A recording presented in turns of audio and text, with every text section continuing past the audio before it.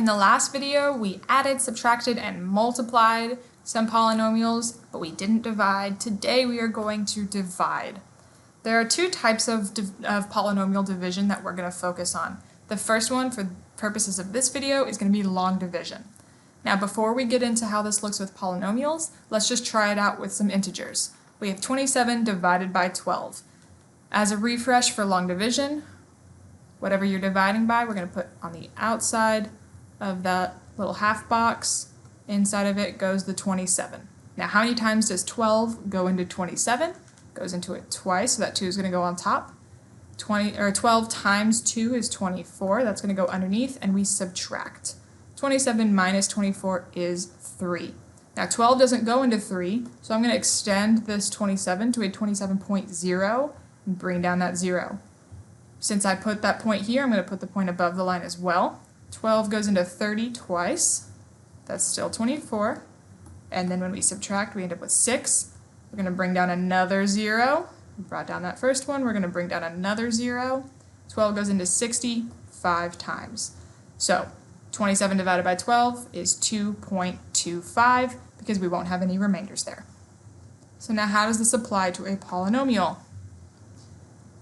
We have our divisor, that's the thing we are dividing by, and our dividend, that's the thing that is being divided.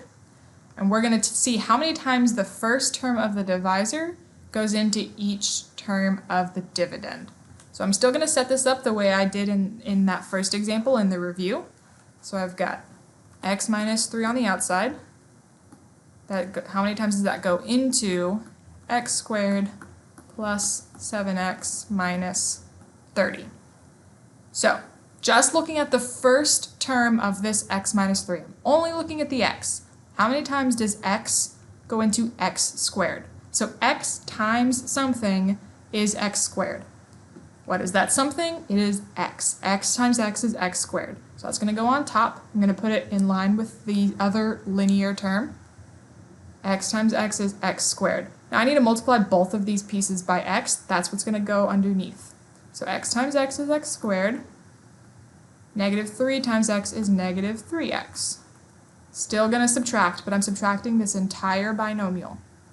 So I have x squared minus x squared, that's gone. 7x minus negative 3x is 10x. And bring down that negative 30.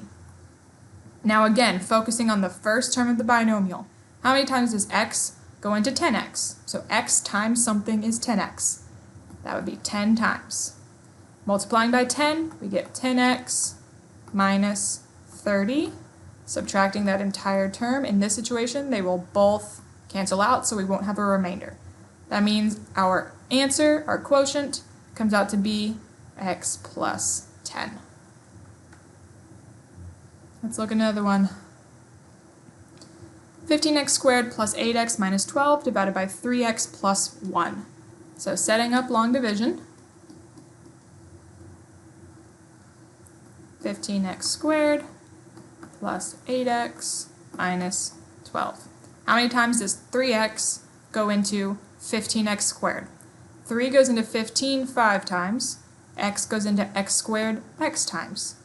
So now we have 15x squared plus 5x, multiplying both of these pieces by that 5x on top, and subtract. First terms cancel. 8x minus 5x is 3x. Bring down the negative 12. 3x goes into 3x one time, so I'm putting plus 1. Multiplying both of those terms by 1, I get 3x plus 1, and we subtract. Negative 12 minus 1 is negative 13. 3x into negative 13, we can't do that. 3x does not go into negative 13 because there's no x with this term, and 3 does not go into 13. So that means this guy is our remainder. When we have a remainder, we're just going to put plus that remainder, which is negative 13, over the divisor, which was 3x plus 1. And that is our final answer.